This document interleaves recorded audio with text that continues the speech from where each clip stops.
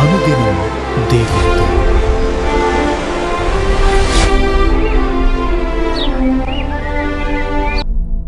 Praise the lord.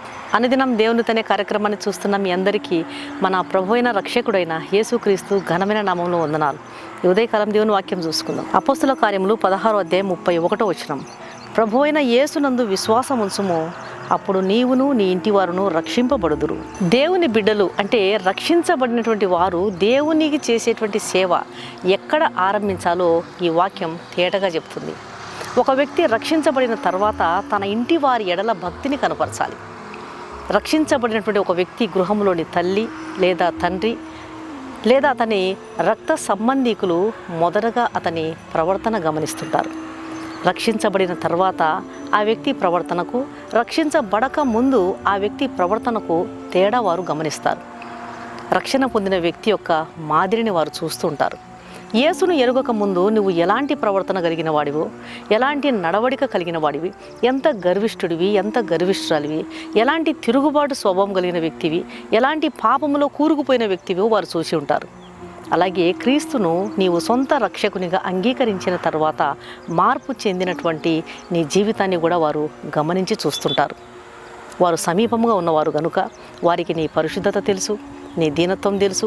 యేసును ఎరిగిన తర్వాత నీ గుణలక్షణాలన్నీ కూడా మారిపోవడం వారు కళ్ళారా చూస్తుంటారు.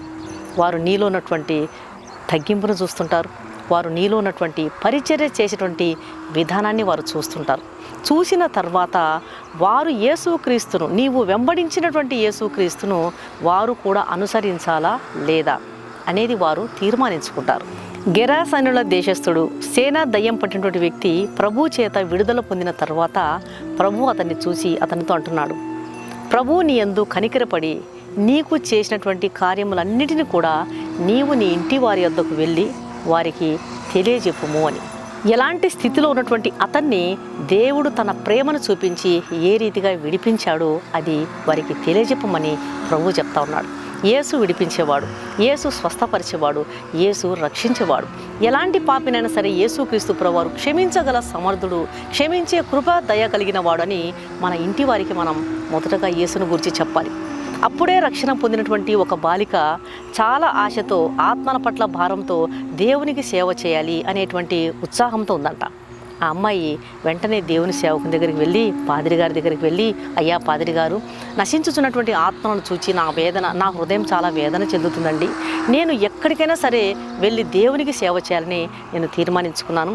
కాబట్టి మీరు నన్ను ఎక్కడికి సేవకు పంపినా, ఎక్కడ సేవ చేయమంటే నేను అక్కడ సేవ చేస్తానండి అని చెప్పి మీ సలహా నాకు కావాలండి అని చెప్పి పాదిరి గారి దగ్గరికి వెళ్ళిందంట. పాదిరి గారు ఆ అమ్మాయిని చూసి, అమ్మా రేపు వచ్చి కలు, నేను ప్రార్థన చేసి నీకు చెప్తాను అన్నాడంట. ఆ అమ్మాయి ఆత్రతతో ఉదయమైన వెంటనే పరుగున పాదిరి గారి దగ్గరికి వెళ్ళి నిలబడిందంట. అప్పుడు పాదిరి గారి ఆ అమ్మాయి చేతికి ఒక కవర్ ఇచ్చి, అమ్మా ఈ కవర్లో నేను అంతా వివరంగా రాశాను, వెళ్ళి చదువుకో అన్నాడంట. ఆ పాప చాలా ఉత్సాహంతో ఆ కవర్ను తీసుకొని పరుగున ఇంటికి వచ్చి వెంటనే దాన్ని చించి ఆ కవర్లో రాసినటువంటి పేపర్ను బయటికి తీసి చూచిన వెంటనే ఆ అమ్మాయికి చాలా ఆశ్చర్యం వేసిందంట. ఆ పేపర్ మీద కేవలం 2 అక్షరాలు పాస్టర్ గారు రాసి ఉంచాడంట. ఆ అక్షరాలు నీ తండ్రి. ఈ మాటలు చూచిన వెంటనే ఆ అమ్మాయికి తన వేసుకున్నటువంటి ప్రణాళికలన్నీ కూడా చెల్లా చెదురైపోయినట్లు భావించిందంట. అయినప్పటికీ కూడా పాస్టర్ గారు చెప్పినటువంటి మాటల్లో నిజం ఉంది. నిజమే కదా, నా సొంత తండ్రే రక్షించబడకపోతే నేను ఎక్కడికి వెళ్ళి సువార్త ప్రకటించి ఏం ప్రయోజనం? నా సొంత తండ్రి క్రీస్తు ప్రభువును సొంత రక్షకునిగా తెలుసుకోకపోతే నేను ఎవరికో వెళ్ళి ఆత్మను రక్షించాలనుకోవడంలో ఏం ప్రయోజనం అని చెప్పి పశ్చాత్తాపడి అప్పుడే పాదిరి గారి సలహాను అనుసరించి ఇంటికి వెళ్ళి తన తండ్రికి పరిచర్య చేస్తూ, తన తండ్రికి యేసును క్రీస్తు గురించినటువంటి సువార్తను ప్రకటిస్తూ, ఆయన ప్రేమను తన క్రియలలో ఆ పాప తన తండ్రికి చూపించి కొంతకాలానికి తన తండ్రిని రక్షణలోకి నడిపించుకుందంట. దేవుని బిడ్డలారా, రక్షించబడినటువంటి వారు మొదటగా తమ ఇంటి వారిని రక్షణలోకి నడిపించుకోవాలి. తమ ఇంటి వారి రక్షణను నిర్లక్ష్య పెట్టి ఎక్కడికి వెళ్ళి సువార్తను ప్రకటించినా అది వ్యర్థమే.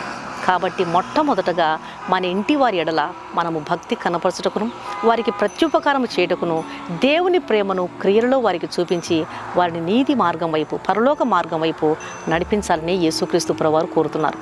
కాబట్టి ప్రభు అయిన యేసునందు విశ్వాసం ఉంచినటువంటి వ్యక్తివిగా నీవు ఉన్నట్లయితే ఈరోజు నీ విశ్వాసం ద్వారా నీ ఇంటి వారిని నువ్వు రక్షించుకోవాలని ప్రభు ఈ వాక్యం ద్వారా మాట్లాడుతున్నాడు. అట్టి కృప ప్రభు మీకు దయచేనుగాక. కళ్ళు మూసుకొని ప్రార్థన చేస్తాను. పరిశుద్ధుడైన తండ్రి, ప్రేమగల నాయన, ఈ ఉదయకాల సమయంలో మీరు ఇచ్చినటువంటి శ్రేష్టమైన వాక్యముకై నీకు వందనాలు ప్రభా. ప్రభు అయిన యేసునందు విశ్వాసం ఉంచుము, అప్పుడు నీవును నీ ఇంటి వారును రక్షణ పొందుదురంటున్నారు. విశ్వాసముతో రక్షించబడిన వారు రక్షణ లేని కుటుంబీకుల కొరకు, తల్లిదండ్రుల కొరకు, రక్త సంబంధికుల కొరకు ఎంతో ప్రార్థించాలి.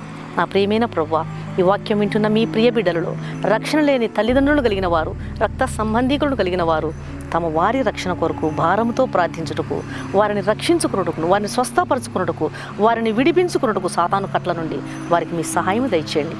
నా తండ్రి, మీరే కనికరించండి. యేసు విడిపించేవాడు, యేసు స్వస్థపరిచేవాడు, యేసు రక్షించేవాడని మొట్టమొదటగా ఇంటి వారికి తెలియజేయటకు మీరే సాయం చేయండి. మీరెంత దయగలిగిన దేవుడు, ఎలాంటి పాపినైనా సరే క్షమించగల కృపగల తండ్రివో వారికి చూపించాలి నాయన. అలాగా గెరాసన్ అనే దేశస్థుడు సేనాన్ని దయ్యం పట్టిన వ్యక్తికి మీరు ఇచ్చినటువంటి సలహా, నువ్వు ఇంటి వారి యొద్దకు వెళ్ళి ప్రభుని ఎందుకు కనికరపడి నీకు చేసిన కార్యములన్నీ నువ్వు చెప్పమన్నారు. అలాగ చెప్పి వారిని రక్షణలోకి నడిపించుకోమని మీరు కోరుతున్నారు. మాదిరికరమైన జీవిత విధానాన్ని దయచేయండి.